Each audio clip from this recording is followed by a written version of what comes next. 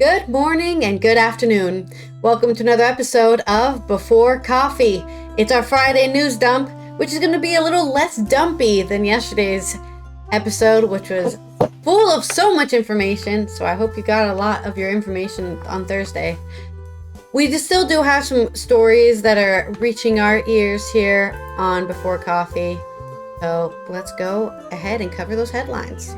Today on Before Coffee, Josep Borrell announces that several EU states will recognize the state of Palestine on May 21st. And a Canadian bank is fined for money laundering. Bread and butter issues should come first for Swiney, Sue Weber reports. Okay, we have good UK economic news, rats in bread, and Tesla resignation. And in culture news, Spanish investigation into Shakira's alleged tax evasion has been dropped. The story some more, which is National Clean Up Your Room Day, May 10th, 2024 on Before Coffee.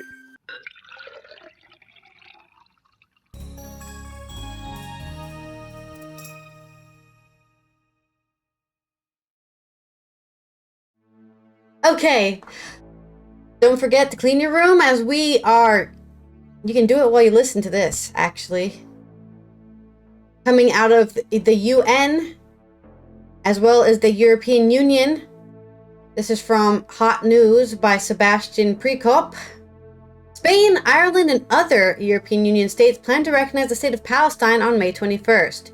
EU and Foreign Affairs Chief Josep Borrell said ahead of Friday's UN vote on Palestine's bid to become a full member.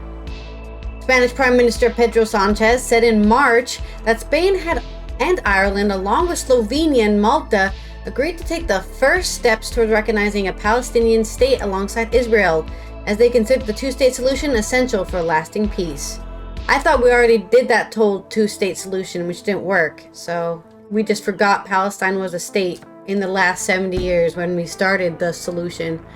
Asked by Spanish broadcaster RNE if May 21st is the date Spain, Ireland, and other EU states will recognize the state of Palestine, Borrell said yes, also mentioning Slovenia.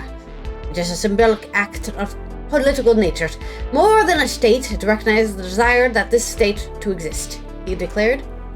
Borrell also added that Belgium and other countries will most likely follow suit.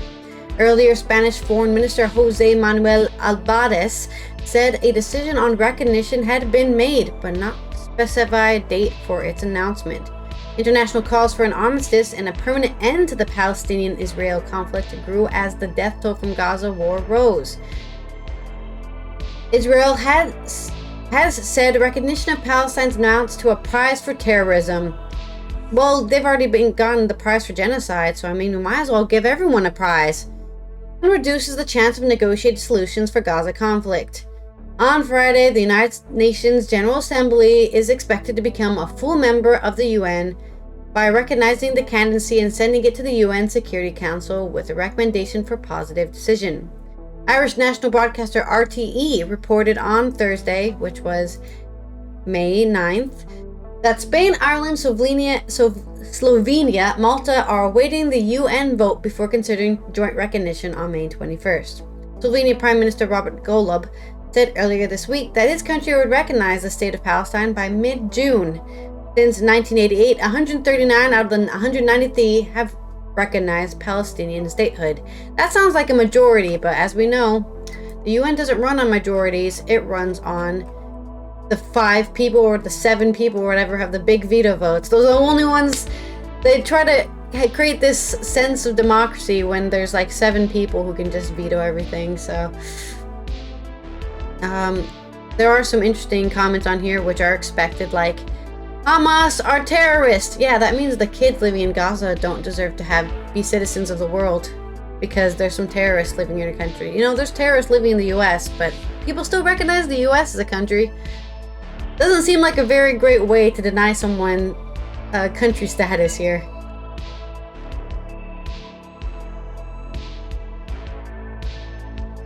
From what territory of which existing state at the time were the Israelis given land in 1947 so that they could establish their own state? Yeah, if Palestine hasn't been seen as a state this whole time, where did they get their territory from? What was the name of the plan by which the resulting territory could accommodate two distinct states, namely the Palestinian state and the Israeli state? That's right, the two-state solution.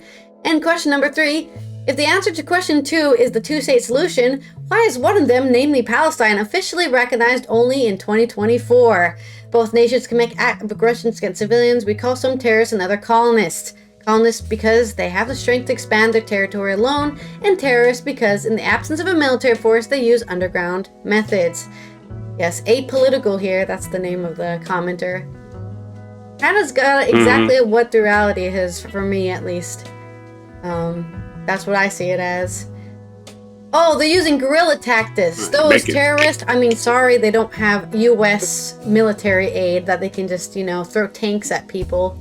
Literally, Israel throws tanks at people. Like, you're not supposed to target civilians with tank rounds. They're for demolition of strategic positions and other tanks, not for people. But hey, shoot them if you got them. Anyways, enough about that. Just wanted to say they're finally gonna recognize Palestine as a state by the UN, because obviously the UN is the only one that matters when it comes to recognizing the state of Palestine. And I guess that's good news. On to your story. Yep. Absolutely nothing wrong. Nothing. I don't disagree with any of that.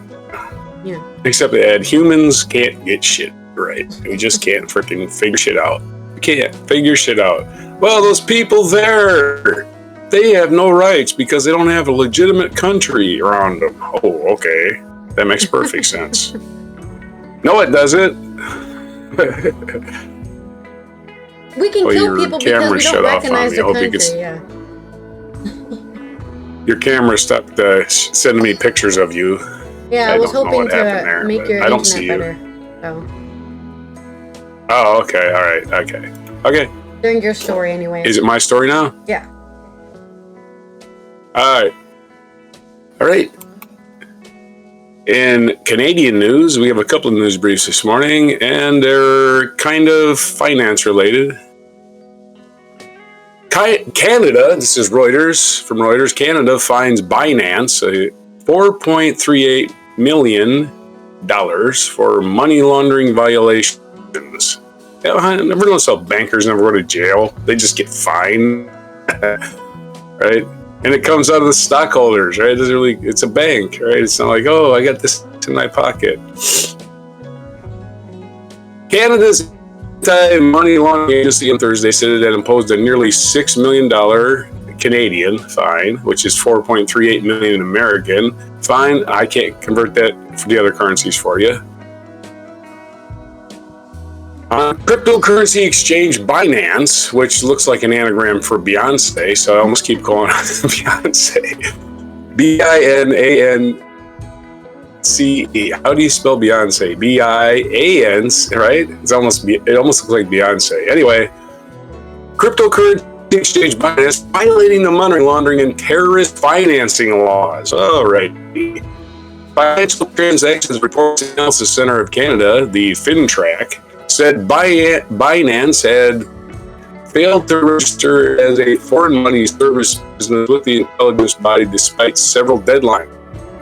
It added that Binance, which ceased operations in Canada last year, had not reported receiving virtual currency worth $10 million Canadian or 592 applications on. 592,902 occasions between June 1st, 21 and July 19th, 23. Binance did not immediately respond to Reuters' request for a comment. The latest development comes weeks after Binance's former CEO, Changpeng Zhao, was sentenced to 4 months in prison after pleading guilty to violating U.S. laws against money laundering. There you go. They do go to prison. Binance, well, at least in Canada, they go to prison. Oh, no, that was U.S. laws. Okay. He went to prison in the U.S. or somewhere. He went to prison for 4 months. Ooh, 4 months. All we ever recover. Binance agreed to $4.32 billion penalty, and Zhao paid $50 million criminal fine plus $50 million to the U.S. Commodity Futures Trading Commission. And it has a little chart, helpful tip here. $1 equals 1.3684 Canadian dollars. At least today it does. So there's your quick story on the money laundering, and we're going to go skip over for more economic news in the UK. This from Market Watch. Barbara Kohlmeier.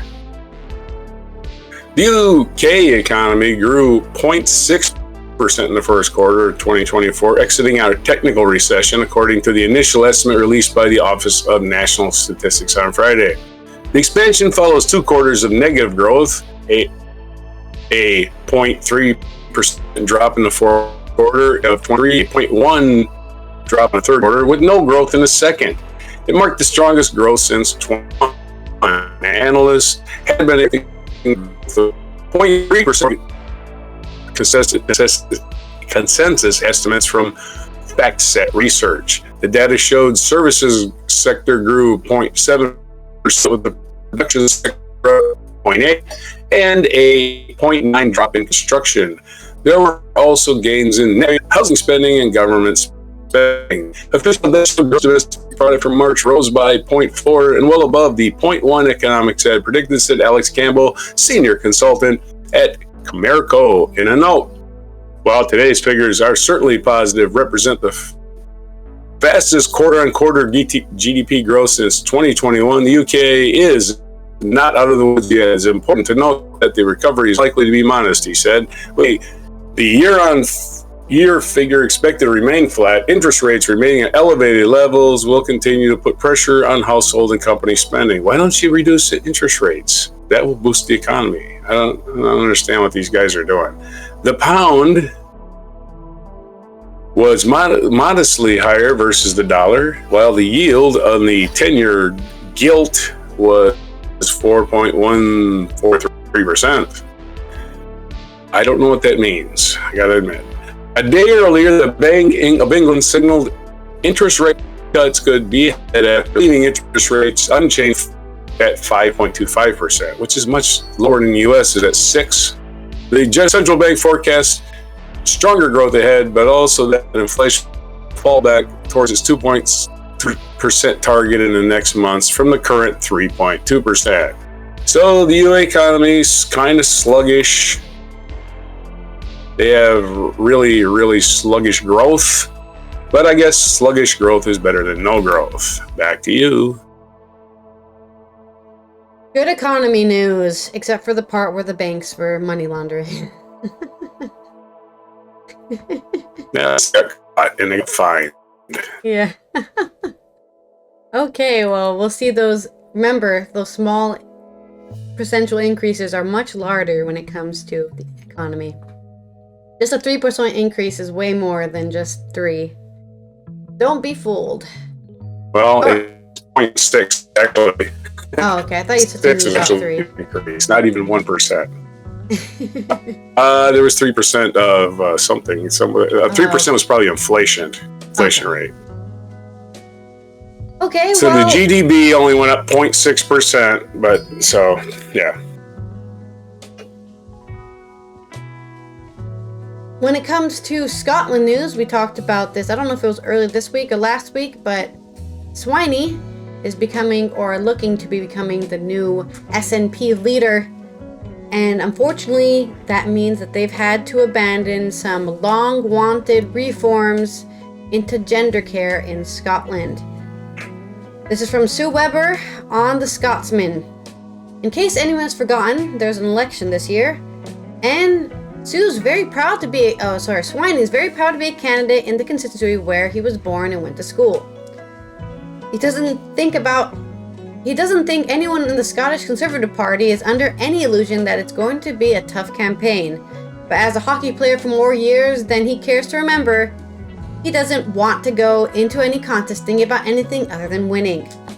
And he also knows you don't get out what you don't put in.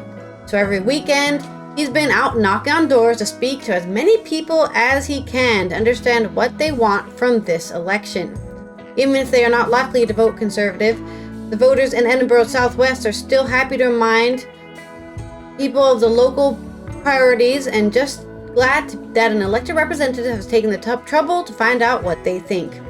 Although it's unquestionably dispiriting when people tell Swiney they're not sure they can vote, it's obviously uplifting when their attitude softens when they tell them he's the candidate.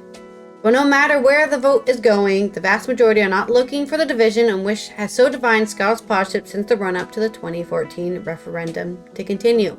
The things that matter to local people are not surprising. They want hospital waiting list shortens. They want better social care for the elderly and infirm to keep them in their own homes. They want better bus services, and they want potholes filled, bread and butter issues. The suburbs of Edinburgh Southwest are no student debating society. People are not talking about gender recognition reform, conversion therapy, or any form of identity politics. They don't want their politicians spending time on them either. They just want stuff done that improves everyone's lives. Well, this definitely would improve people's lives. Sorry to reveal that to you. There's so many boomers out there that are like, I have trauma and I need to go to a therapist and I'm fine. Okay, you're a raging alcoholic, but you're fine, dude. Yeah, everyone wants to be just like you, using substance abuse to get through life. Like, some people don't want to do that. But anyways, last weekend, he came across a couple enjoying a coffee in their front garden and both expressed concern about the state of the NHS and the threat of their two-tier health service. They know from experience because the man had just paid a hip replacement at the Spire Murrayfield Hospital. The best 16K pounds I've ever spent, he said. He and his wife are both retired senior NHS doctors and their medics are losing faith. You really know there's a problem. And perhaps the new minister, John Sweeney, realizes there is a problem too.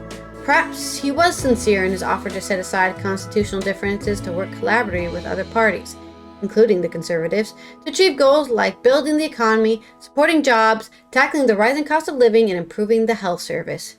Perhaps shaking the hands of both the Conservative and Labour leaders, Douglas Ross and Anna Sarwar, after the acceptance speech on Tuesday, which was May 7th, was no hollow gesture. And if he and if he generally believes that policies need to be based on evidence, that also means recognizing that doing things differently from London for the sake of it is damaging as it is divisive. But do we believe for a minute John Swiney is making these promises because it's the right thing to do, but because there's simply no other option? Unlike the NSP, the Conservatives have been arguing for years. So, that's Sue Webber's point of view on what's been going on in the politics of Scotland right now, and if bread and butter issues should be the only focus, and gender recognition and conversion therapy should be dropped on the wayside. Just because you have an aging population who is going to be gone in the next 10 years, we should focus all on them. Typical conservative thinking, honestly, in my opinion. Old people matter. I'm not saying they don't matter. I'm not saying 80-year-olds don't deserve care from the NHS. What I'm saying is that too many people want to argue about passing all these reforms for these older people who might not even be there by the time they get added in. And then in those 10 years or so, the young people who didn't want to go through conservation therapy were forced through it because there's no laws against it. And now they're going to be also the NHS is going to have to deal with them as a problem now as well. So they're just going to adding more weight onto the problem of the NHS, for example, because you have a bunch of people who went through something they shouldn't have gone through because it wasn't made illegal by a law. But that's my point of view as a midlife crisis woman here. So there's definitely a problem with a lot of European countries who are getting older and older populations, where I think it's actually a problem in the Netherlands. A lot of old people, there's like 20 different parties for old people, right? 66 plus, old, Christians, whatever. I don't know. There's just a bunch of them. Everyone knows they're for older people, and they only talk about older people problems. They don't care about any other problems that are happening, which is not how you run a government. You don't just focus on just one age group and say everyone else can get fucked. But obviously NHS problems help everybody in the country. Anyways, that's my short and sweet opinion piece by Sue Weber. And on to yours. Yeah, but old people have all the health problems. Yeah. Well, I'm just saying, old people have all the health problems. I mean, they don't have all the health problems, Old but I people mean, need to it's go just to about therapy. 80%. As your body's falling apart. You tend to focus on the money makers, right? Yeah. The ones that have all Of the course, money they're and the all the money health makers because problems. they're the Old last people. generation that were allowed to make money. So before. What I'm saying is, it's always been the case, though. Older people have money because they've lived a long time, accumulated wealth, right? I'm just saying Gen X and millennials are not going to So have unless money they were stupid or gave it away. because Well, again, living paycheck to paycheck. this is why we have the French style revolution. I mean, Okay. I mean, killing old people won't solve the problem. No, Kill of old course rich not. people, though. I'm that not will. saying old people should die. Yeah, I'm just saying, of course, old people will say, "Hey, what about me?" and not think about why gender recognition bills and conversion therapy pills are important because, like I said, they have the attitude of "I'm fine." What's your problem? I'm perfectly fine. The reason housing is expensive. Yeah. The reason housing is expensive is because it became real estate speculation became one of these things that investment banks started doing. Yeah. That's why. It should be illegal to speculate in real estate. There's only so much of it. And you're buying it up just for, of course, you go in any major city, giant, huge buildings everywhere full of no tenants, but homeless people living right down at the bottom of the building, right? And just a ridiculous a waste of resources is why we have the ridiculous housing situation we have. But back into the Tesla world is the bad business. I was just looking up, how did Elon Musk make his money? Like, how did he make his bones? Right? And so many wrong answers that you get. It's like, he was a self-made billionaire. No, he wasn't. A self-made billionaire. Oh, I'm sorry, he had $300 million and he made himself into a billionaire. That's not a self-made billionaire, folks. He was a third of the way there already. Anyway, he made his bones on PayPal, right? So make him believe he's this huge business mogul who's done his movers and shakers. He bought into PayPal. He was the biggest stockholder in PayPal, and he sold it for $1.5 billion back in the early 2000s. That's how he made his $1 billion. Yeah. His first billion. That's how he went over $1 billion. So he bought something while it was a infancy. A great idea, PayPal, by the way. He didn't invent it. He was just the biggest investor. However, Tesla, not exactly going so great for them right now, even though they do get the charging apparatus Tesla's design, so I guess they get that. But their car manufacturing goes so great. The story from Business Insider, Tesla exec resigns, layoff morale. Here's the points. Rich Otto, from head of product launches at Tesla, said he resigned last week. The executive said the recent Tesla layoffs have thrown the company out of balance. Otto's departure follows 6 other senior-level Tesla executives leaving in recent weeks. Rich Otto, the former head of product launches at Tesla, said on Wednesday that he made a decision to resign last week amid the mass layoffs at the company. It's a company I love and that has given me so much, but has also taken its pound of flesh, Otto wrote on LinkedIn. Great companies are made up of equal parts great people and great products, and the latter are only possible when its people are thriving. The recent layoffs that are rocking the company and its morale have thrown this harmony out of balance, and it's hard to see the long game. It was time for a change. Otto worked at Tesla for over 6 years, according to his LinkedIn profile. He said in the post that there are many things he'll miss about Tesla, and he plans to take a break for a while before jumping into another project. Otto, and a spokesperson for Tesla, did not immediately respond to a request for comment. The executive is one of a handful of higher-ups that have left Tesla over the past month. 6 other executives, including Senior Director of HR and a Senior Director of Supercharging, have left the car maker amid the series of layoffs. Tesla CEO Elon Musk kickstarted a series of layoffs on April 15th when he told the staff he planned to cut more than 10% of the company's workforce. On Monday, Tesla workers entered their fourth week of layoff notices. So Tesla probably should unionize, and then old Elon will probably punish them some more.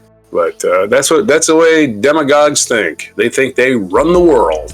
They have no clue how human interaction affects them, or how poor people function, or any of that. It's just like, oh my God, my stock price. And here's some more international intrigue, I guess you can call it. ABCnews.com reporting, bread loaves recalled in Japan after rat remains were found. What is rat remains exactly? Well, let's dive into the bakery. Loaves of bread have been taken off store shelves in Japan after remains of small animal believed to be a rat were found. That's right.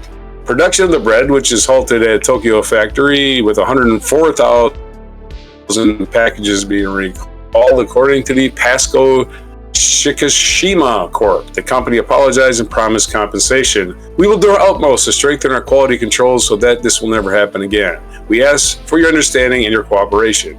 Japanese media reports said at least two people who bought the bread in Gunma Prefecture, northwest of Tokyo, complained to the company about finding a rodent in the bread. The bread had been sold in various areas, including Ibaraki, Niigata, Kanagawa, Fukushima, Aomori, and Tokyo, according to Pasco. The company, based in Nagoya City, central Japan, also makes rolls, bagels, and muffins. I'll have the rat bagel, thank you. Anyway. Delicious. Rat. You can taste the extra rat. Japan boasts relatively high food safety standards, but the nation has been rocked by food woes recently, including 1,000 school children sickened by milk, and 2 people got sick after eating steak at a restaurant, both earlier this month. Widespread food poisoning from a health supplement product broke out in March and killed 5 people. Okay, Japan, get your shit together, man. Again, Japan used to, maybe it's because of the influence of the other parts of the world, but man, Japan, they really, they used to be very, very like locked on, honorable, you know? That was their whole shtick, you know? Yeah. Dishonor. You cannot make an inferior consumer product. That is dishonorable. They would kill themselves. They would literally kill themselves, executives, rather than resign. I guess they all killed themselves, all the honorable ones, right? That's what happens. Yeah. They're all gone. They all killed themselves. All right, that's what happens with honorable people. Okay, that's your story about rats and bread and the recall. Everyone makes mistakes, I guess. That's right, man. They got rid of their cats, and the cats aren't eating the rats anymore, and they didn't see this coming. It's a domino effect of eliminating cats. Yeah. It's right. In some slippery slope fallacy. In some, I guess, kind of wacky news here on Friday, we've got a long time ago, I don't know when, but like probably back in February or something, Shakira was being put on trial for tax evasion in Spain because she had a residence in Spain but didn't pay any taxes, or her child was going to school. I think they'll probably cover it in this article, but basically she hadn't been paying taxes, and she's Shakira, so of course, hey, we could get a lot out of her. This is from The Guardian, written by just everyone in Barcelona wrote this article. Court says irregularities in Colombian singer's 2018 tax return did not indicate or intent to defraud. A Spanish court has shelved an investigation into an alleged tax fraud by the Colombian pop star Shakira, putting an end to her legal woes in the country where she once lived. Prosecutors had opened the case in July, alleging she had used a network of companies, some in tax havens, to cheat tax office out of 6.6 million euros, or 5.7 million pounds, in 2018. A month later, the singer paid 6.6 million to settle the debt. What's the problem? Prosecutors on Wednesday, which was May 8th, asked for the criminal case to be dropped over a lack of evidence, and a day later, the court agreed. While Shakira had committed irregularities in her 2018 tax return, the court said that was not enough to constitute a criminal offense against the tax authorities, and that it found no intent to defraud in her conduct.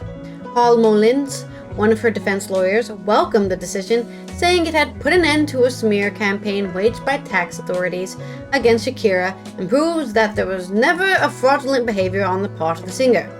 His client was completely satisfied that the court had acknowledged that she had not committed any criminal fraud. The decision means Shakira has only one outstanding administrative case to resolve concerning her income from 2011, when she had spent a maximum of 70 days in Spain, not even half the minimum to be considered a tax resident, her legal team said. Crazy. Yeah. It's like, yeah, but your child goes to school here. Okay, so have him pay the taxes. I don't know. The court ruling came 6 months after Shakira settled an earlier... Yeah, I know, it doesn't make any sense. Earlier tax fraud case reaching a last-minute settlement with prosecutors on the opening day of her November trial over income she earned between 2012 and 2014. In that case, prosecutor has sought a jail sentence of more than 8 years. Well, you're never going to get the tax money then.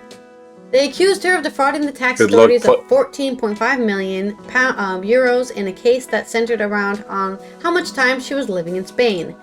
Shakira denied the charge, saying she moved to Spain full-time only in 2015, so you can't have the money from 2012 and 2014. Are you psychotic? By the time the case came to trial, she had already paid the 17.45 million to settle her outstanding tax debt, prosecutors said. The trial was concluded on the day it opened after the singer agreed to pay a fine of nearly 7.8 million euros. It had been due to run for 3 weeks and hear from some 120 witnesses. At the time, Shakira said she had settled with the best interest of my kids at heart because she needed to move past the stress and emotional toil of the last several years and focus on her career. Shakira, 47, now lives in Miami, US with her 2 sons after splitting from the Barcelona footballer Gerard Piqué, which is probably why she was even living there, just because of the footballer. He was convicted of tax fraud in 2016 in order to pay 2.1 million fines and arrears. His conviction was annulled in 2021 by Spain's Supreme Court. Spain has in recent years cracked down on celebrities, including football stars such as Argentina's Lionel Messi and Portugal's Cristiano Ronaldo, for unpaid taxes. Both players were found guilty of evasion and received prison sentences that were waived for the first-time offenders.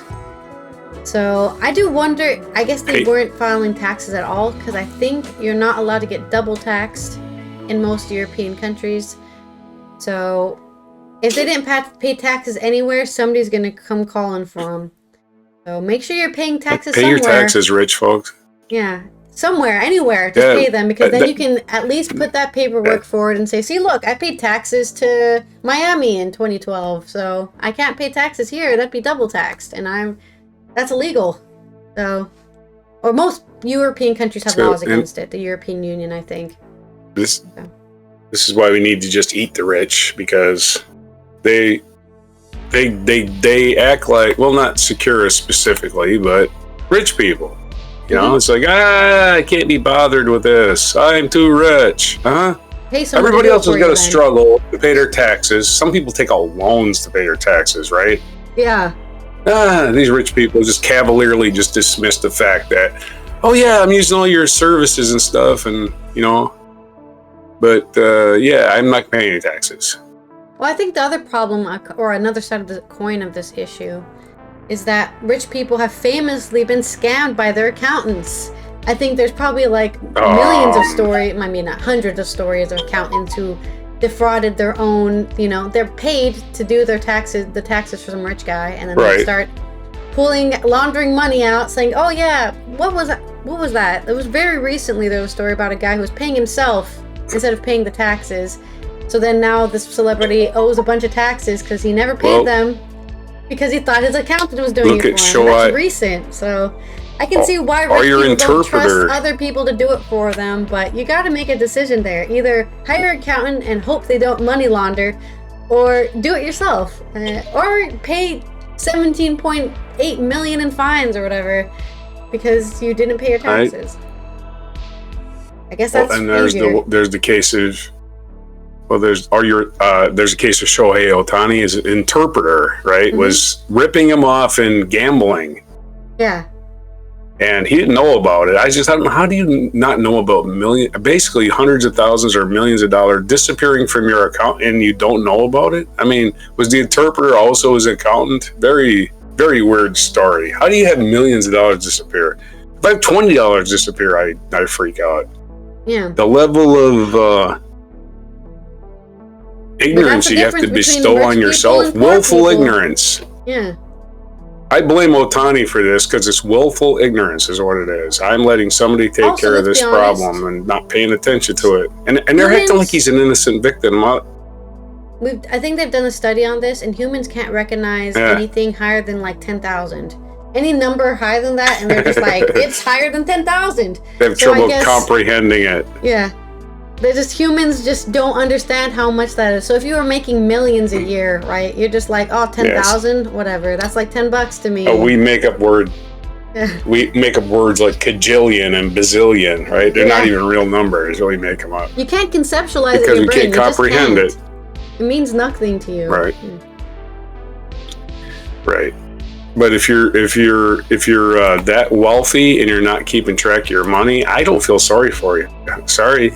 You know, I mean, the first thing you should do is hire somebody that you trust with your money, not just your best friend or some guy you knew, right? Because who knows, right?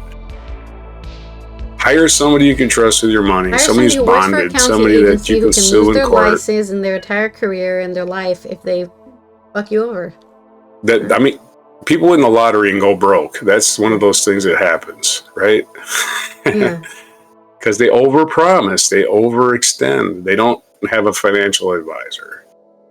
So on to this day in history. Hell yeah. Seamless transition, I guess. I don't know.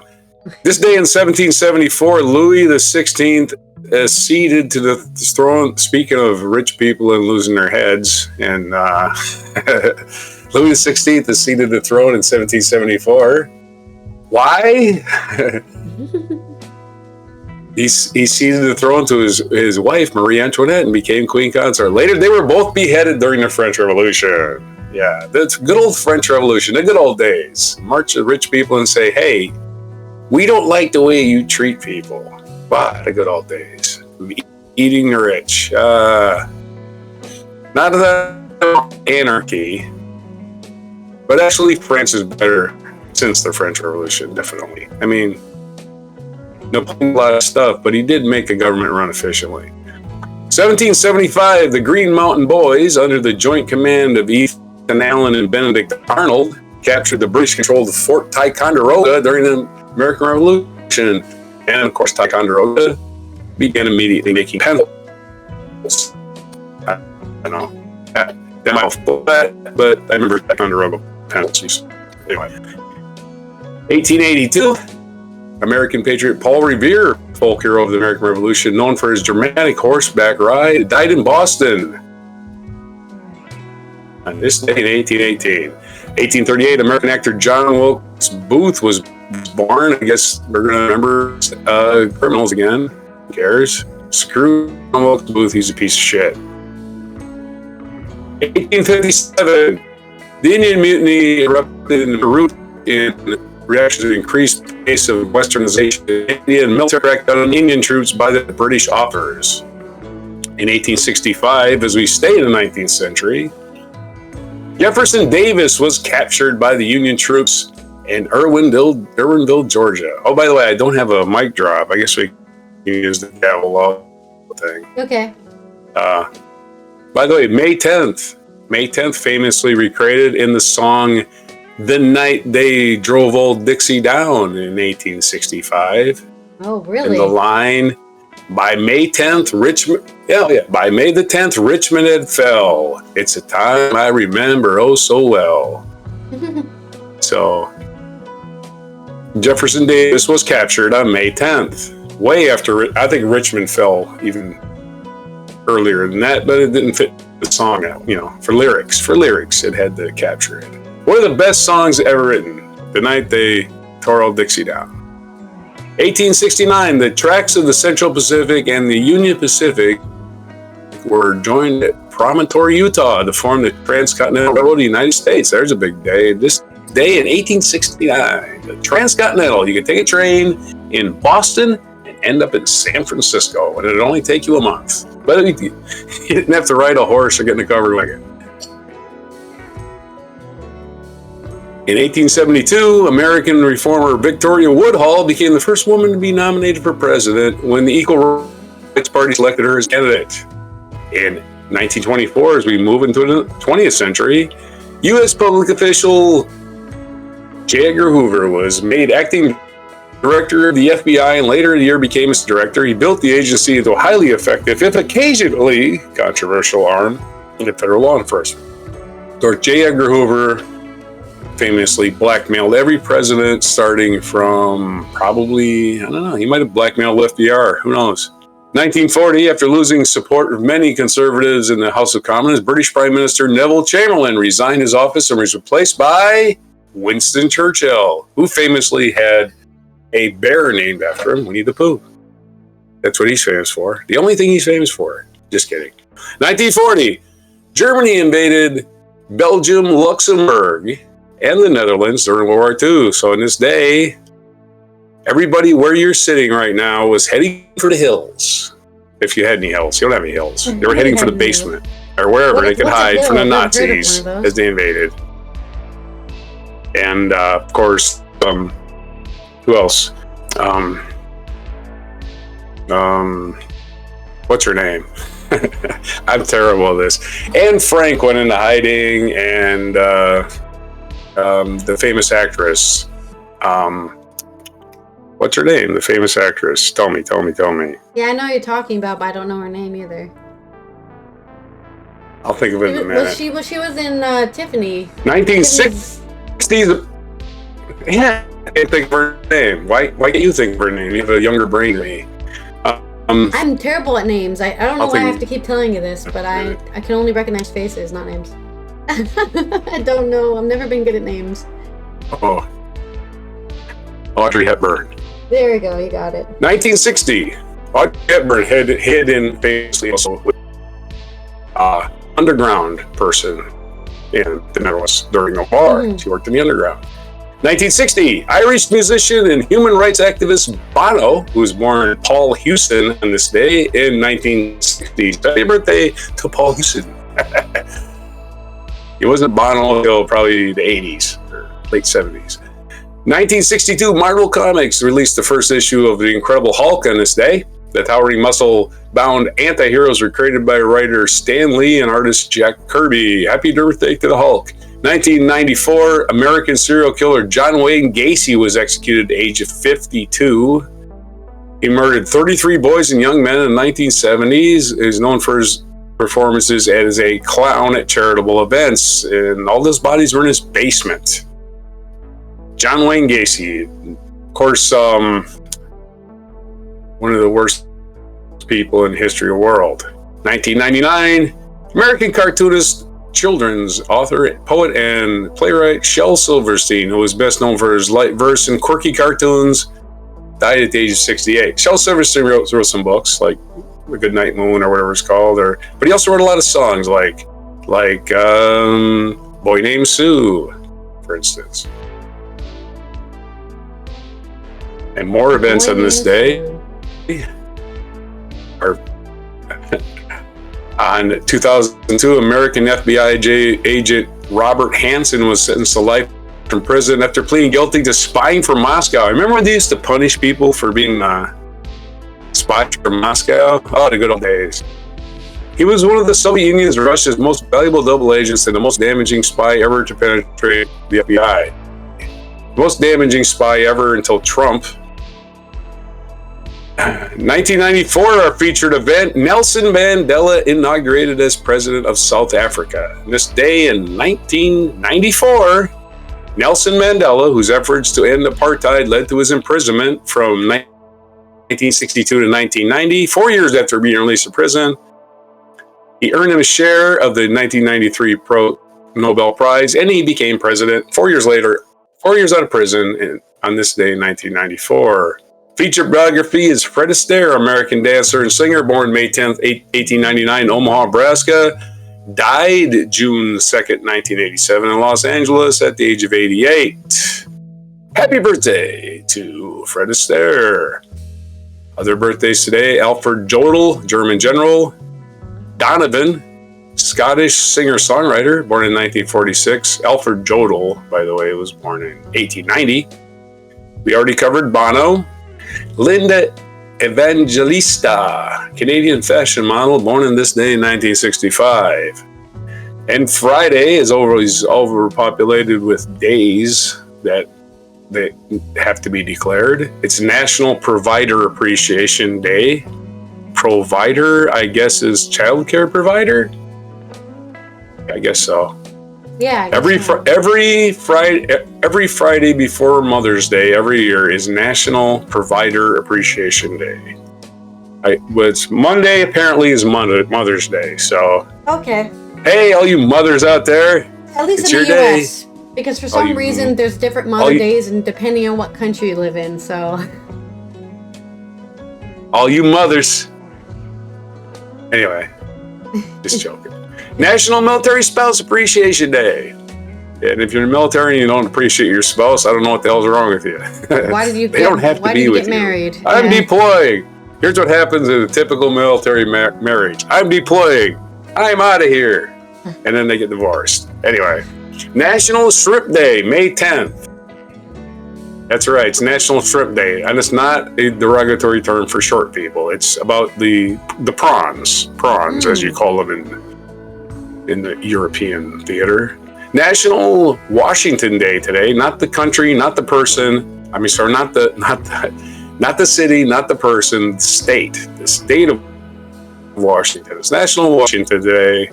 National Clean Up Your Room Day and National Lipid Day. National Lipid Day. In other words, fats. It's National Fats Day. Eat all the fat you want. Just eat the bacon. Eat bacon and eat the bacon. Loads of lipids. Lubricate your entire system. You want to know why it's National Lipid Day? I kind of do. Because they get a bad rap, right? What do they do? Low fat. Bullshit. Fat's good for you. Lipids. Your cells cannot produce properly. Yeah, fun fact, if women can't be 10% or lower than 13% body fat, they'll die. You actually need fat in your body for your hormones to work properly. Hell yeah. That's what they're for. They help deliver your hormones, they help establish the balance of your hormones, so yeah. Fats are way more important than you think. Or lipids, I guess. Oh, here, National Lipid Day is actually doing opposite. It's warning you not to eat them. Okay. Ignore this fucking shit. I'm not going to stop eating fast just it came up with bad information. That is the flavor. They're recognizing people that eat too much fat. It's a disease. Like it's National Lipid Day on May 10th. Each awareness of dyslipidemia is a normal amount of lipids in the blood. It doesn't say too much or too little. It says abnormal. Okay, so I don't know what that exactly means, but only a doctor will know. It's not exactly National Lipid Day. It says abnormal. Yeah. Oh, okay. And that's it for today. On May 10th, 2024 edition of Before Lipids. Okay, this has been Allison here from the Netherlands. I hope you're having a good Friday and you'll have a good weekend because I told you to.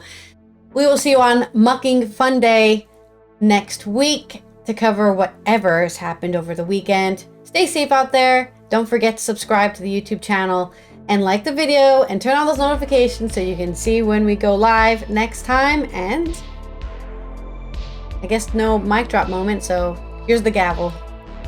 No, dude, you don't have the gavel, yeah. The chair declares the House in recess, subject to the call of the chair.